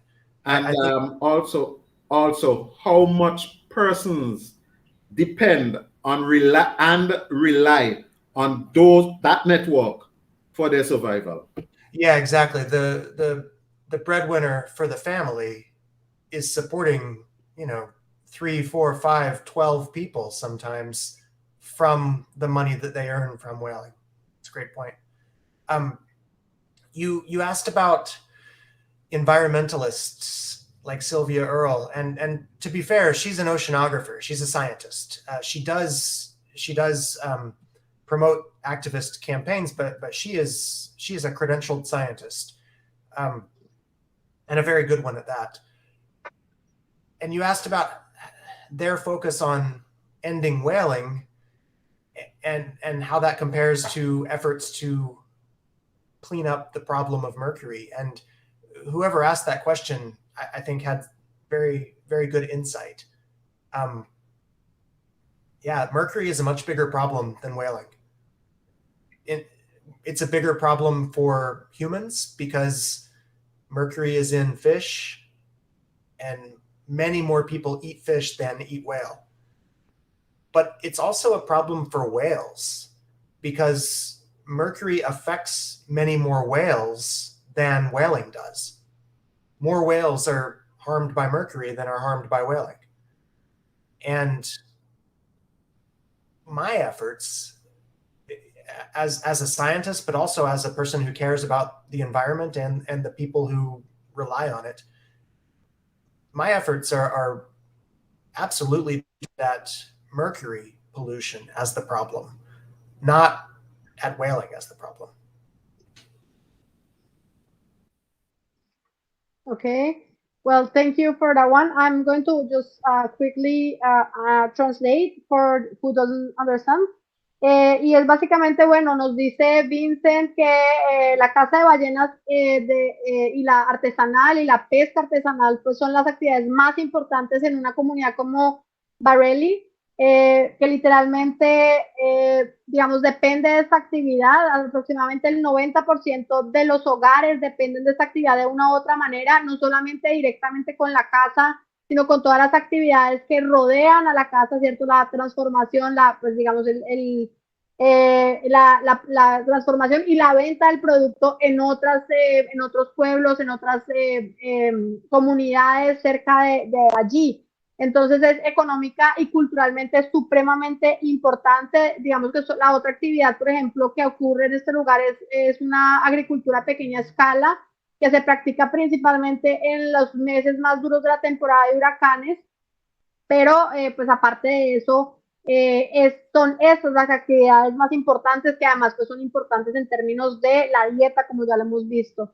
Y a eso lo complementa, bueno, lo que señala Russell en relación con esa otra pregunta es que, bueno, él dice que en efecto, pues ambientalistas, por ejemplo, como Sylvia Earle, pues son personas que además pues son, digamos, son muy reconocidas, además pues son científicos, pero digamos, él lo que señala es que realmente el tema del mercurio, por ejemplo, debería ser una preocupación mucho mayor para, por ejemplo, estas personas que esta caza de ballenas, que como vemos, pues es a muy pequeña escala, 300 animales anuales, que además se dirigen fundamentalmente a consumo local, mientras que el mercurio pues tiene primero unas implicaciones muy grandes para la gente en general, no solamente para la gente de Barely o de San Vicente, sino para todos los que consumimos pescados, porque el mercurio no está solamente en los grandes o en los pequeños cetáceos, sino en los peces en general. Uy, se me está cayendo eso, perdón. Y además porque también es una cuestión que preocupa si pensamos en las ballenas, y él lo que dice aquí es que el mercurio mata muchas más ballenas, la contaminación por mercurio mata muchas más ballenas lo que mata, por ejemplo, pues una práctica como esta, y que es un tema que realmente pues debería ser de gran relevancia y que no siempre es tan visible. We have some other questions. Just let me see here. There was one question for Dan. It says there are special areas at the east coast of the USA that have an historical stronger connection with the Caribbean islands that could also have similar sea shanties or shanties. Please correct me if shanties. Well, okay, because he doesn't know if he wrote it good. For example, could North Carolina had a big connection with the Caribbean? That would be one. And there's another question as where we could find more of these songs too, in relation to Vincent. Well, to all of you, where we can find available, if you can hear them somewhere. Okay, I'll try to answer. I think there were two questions there. I don't know anything about the history of North Carolina and the Eastern Caribbean. If that was the question about, is there some connection with the songs of those areas? There certainly are plenty of singing traditions on the coast of North Carolina, and songs that are like the shanties, but quite different. Really a different tradition altogether. So I think again the Barley tradition is very unique, but it has ties to Yankee culture. Really, as Russell explained, the ships that went to the West Indies whaling came mostly from Massachusetts, so and later from Norway, starting in the 1920s. There are some excellent recordings of songs from the Eastern Caribbean from the Smithsonian Institute, and you can find recordings of a folklorist named Alan Lomax, Lomax, Alan Lomax, which are available from Smithsonian, where you can hear songs from many of the islands, Grenada, Carriacou, and other islands. So I recommend that if someone wants to look into that, check with Smithsonian. And there are many books as well. Okay. Thank you, Dan. Pues básicamente nos dice que no hay, digamos, no hay una conexión muy directa entre, digamos, hay canciones de trabajo y canciones marineras en la costa de los Estados Unidos. No hay una conexión tan directa. Sin embargo, lo que sí hay es, hay una influencia, bueno, ya con toda la influencia que hay, digamos, en general, digamos, de la región, de los cantos afrodescendientes. Pero también dice que en el caso de los Shanties de San Vicente, pues hay una influencia claramente desde estos balleneros que vinieron en el siglo XVIII y XIX desde los Estados Unidos. Sin embargo, pues él señala que realmente son muy especiales, son muy particulares estos cantos, y señala también que, bueno, hay trabajos que se han hecho sobre canciones de trabajo en la región. Dice que hay un trabajo del Smithsonian donde se puede escuchar un poco de cantos grabados en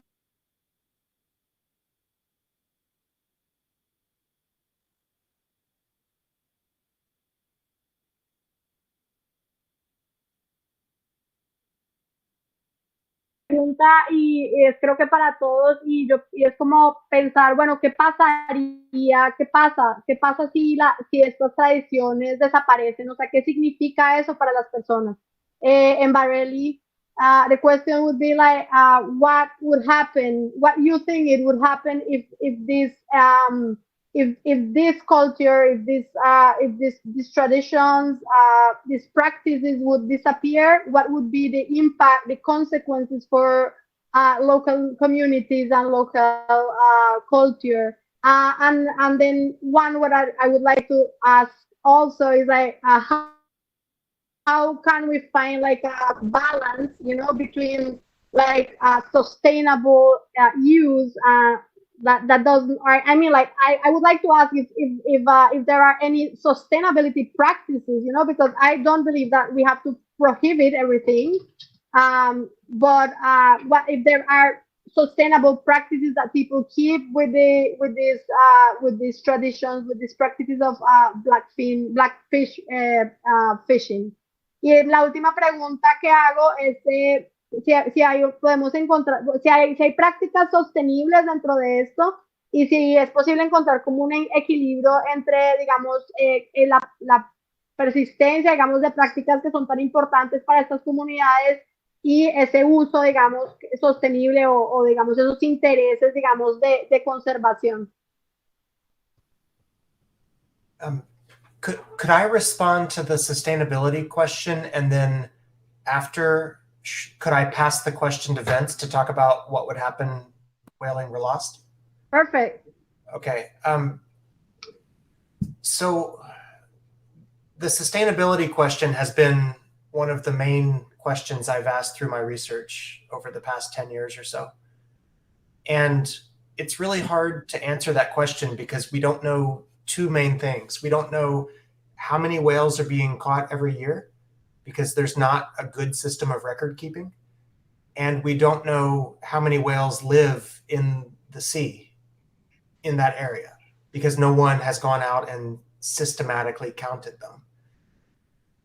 But we do have some clues that there are some sustainability practices already built in. And I'll just tell you one because it's in my opinion, from the research I've done, this seems to be the biggest one.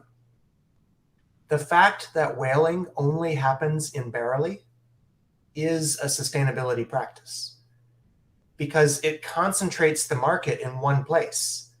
So when I showed you that newspaper that said Blackfish Town, that was Blackfish Town, not Blackfish Towns. If there were more than one center of whaling in St. Vincent, there could be competition between them. There could be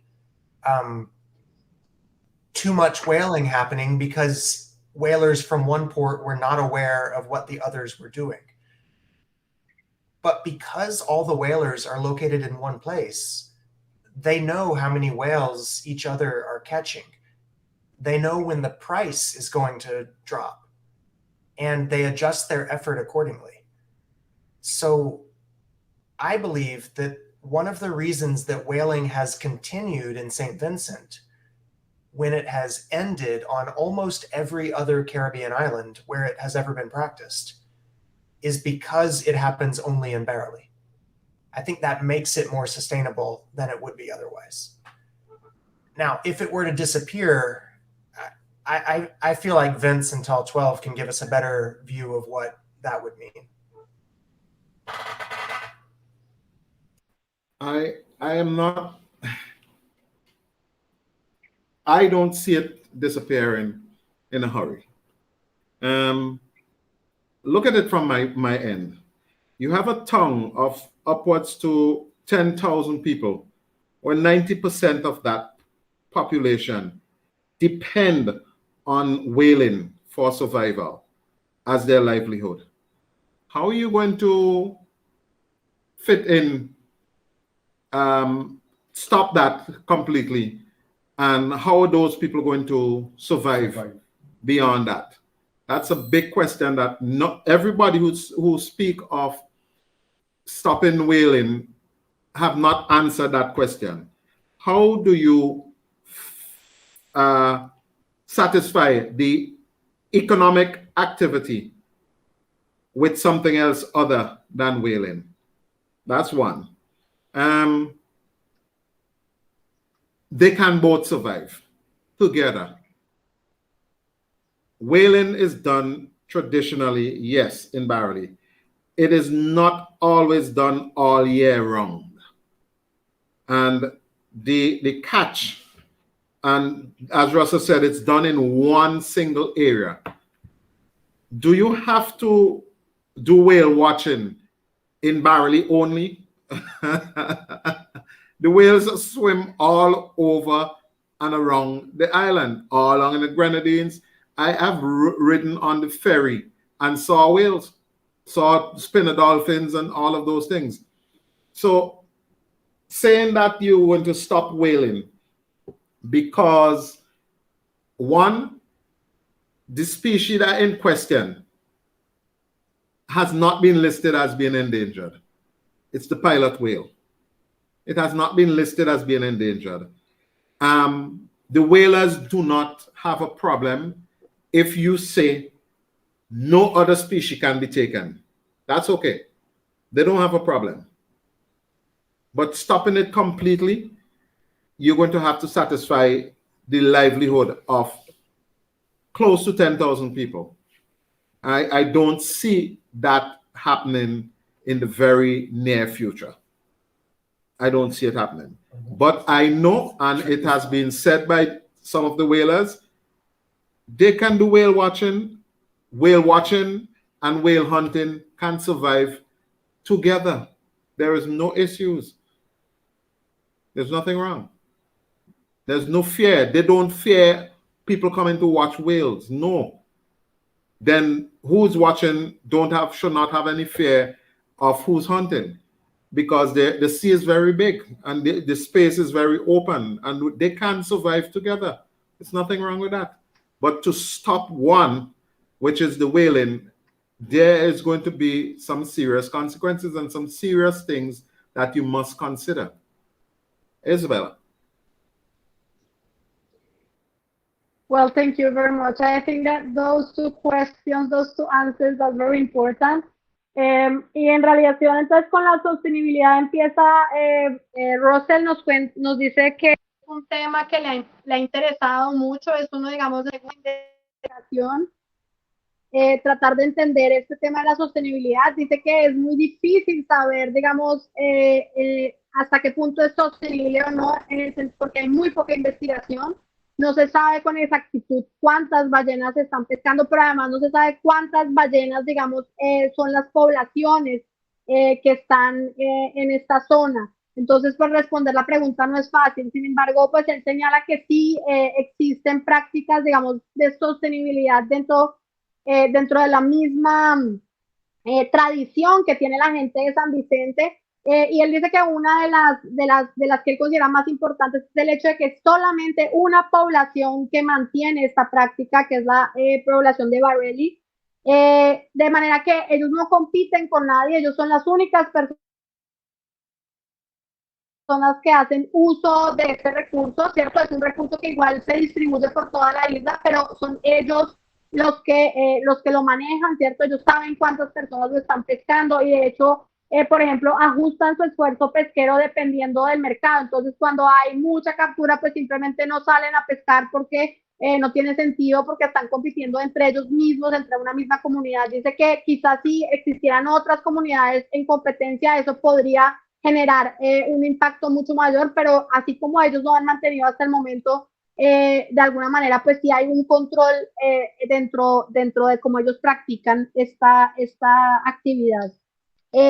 Y en ese sentido, bueno, después Vincent entonces nos responde a esa otra pregunta, bueno, ¿qué pasa si desaparece? Yo creo que él hace una pregunta muy pertinente, que es una pregunta que nos hacemos las personas que nos interesa este tema de la pesca y de los pescadores y las pescadoras, y es, bueno, nadie se ha preguntado, hay mucha gente que quiere eliminar la práctica de la caza de ballenas, pero nadie se ha preguntado, nadie responde, ¿qué pasa con esas 10,000 personas que dependen, que sus formas de vida dependen de esta práctica, ¿cierto? Y esa pregunta, esa respuesta, esa pregunta muy poco se la hacen y por supuesto no hay una respuesta, ¿cierto? Porque como vimos, el 90% de la población de Barely depende de esta práctica y muchas más personas si pensamos en todas las personas que consumen este alimento en una isla como San Vicente.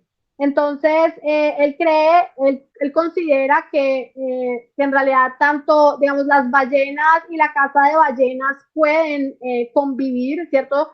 De alguna manera, el hecho de que haya un uso de estos animales no quiere decir que ellos pues van a acabar con esos animales, y pues yo creo que ahí el tema de lo que mencionó ahorita Russell sobre el mercurio, pues es muy importante. Digamos, hay amenazas mucho más grandes, incluyendo además seguramente la caza comercial, que no es este el caso, de alguna manera, pues él considera que es posible que convivan, ¿cierto? Y también que convivan prácticas como por ejemplo la observación de ballenas, que pues hemos visto ha habido conflictos, pero pues como él dice, pues en realidad hay muchos lugares en donde se pueden observar ballenas en la zona, y solo, digamos, hay una zona que es Barrelly, donde hay una práctica como tal de caza de ballenas, que como vemos, pues es muy importante. También dice que, entre otras cosas, digamos, la ballena que más se utiliza, que es la ballena piloto, no está en peligro, y que de alguna manera también los pescadores de ballenas en San Vicente estarían dispuestos a dejar de pescar algunas otras especies si se llegara a un acuerdo.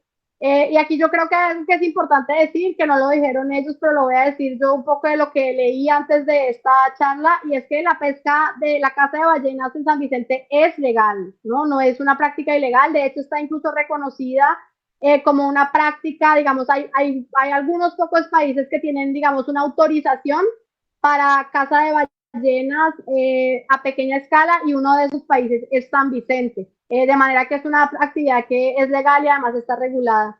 Entonces, pues básicamente eso es lo que nos dicen ellos, y pues yo con esto creo que podemos empezar a terminar. Mi set se está destruyendo.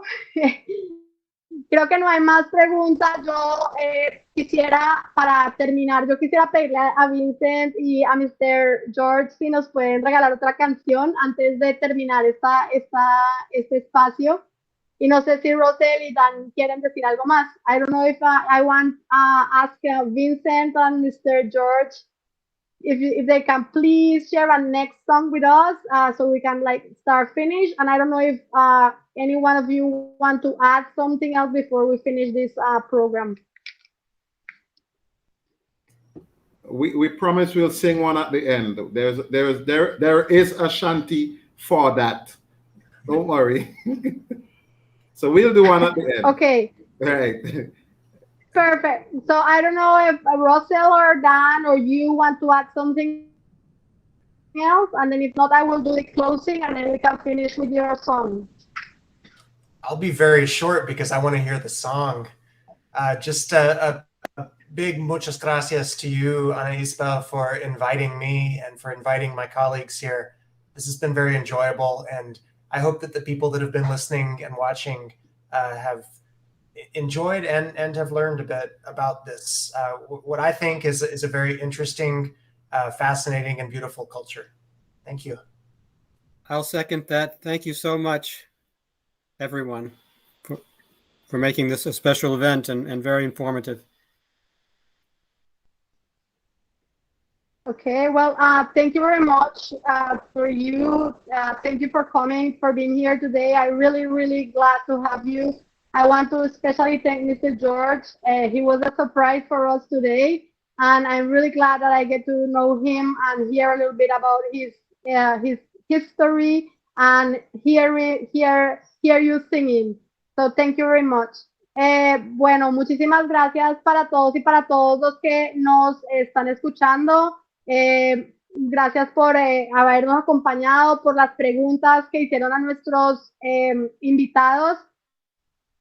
Espero que todos hayamos aprendido algo nuevo. Yo personalmente aprendí mucho, y más porque creo que estas son, a pesar de que son prácticas distintas de pronto de las que conocemos, pues hay problemáticas y preguntas similares siempre, y de alguna manera creo que también esa es la idea de estos espacios. Entonces, ya para despedirnos, Vincent y Mr. Vincent y Mr. George van a compartir una última canción y ya con eso terminamos este programa. Les recordamos que mañana volvemos a tener actividades virtuales tenemos en la mañana narración oral en criol y español desde San Andrés con Sylvia Earle. Tenemos en la tarde una presentación de cortos, una iniciativa de Radio Nacional que se llama Radio Laboratorio, en donde los niños le cuentan cosas a los niños. Y en la noche tenemos una presentación sobre la política cultural naval que se está construyendo en Colombia con el objetivo de proteger el conocimiento asociado a la carpintería naval. So thank you everybody for joining me tonight. I hope everybody enjoyed the activity, everybody learned something new. And well, we hope that we can join with tomorrow in a different activities we will have virtually, and then next week we will have some other virtual activities and also some local activities here in our province. So I want to leave everybody with Mr. Vincent and Mr. George. They might sing some last chanty for us. Thank you and good night. Vincent. And in the words of the true Shanty man, you naturally will have to slip in a few words for this moment. Okay? You ready? Fare you well, you boys and girls. Row, row, row, my boy. This session is ended and we now go home. Goodbye, fare you well. Goodbye, fare you well. Fare you well, Anna, Russell, and Dan. Row, row, row, my boy. We were happy we're here. The session is done. Goodbye, fare you well. Goodbye, fare you well. Fare you well. Please invite us again. Row, row, row, my boy. But when you do that, make sure it is by plane. Goodbye, fare you well. Goodbye, fare you well. Woo! Thank you very much for having us. Bye. Thank you. Very much. Bye. Bye. Good night. All right. Yeah. Good night. All right. Good Bye. night. See you soon.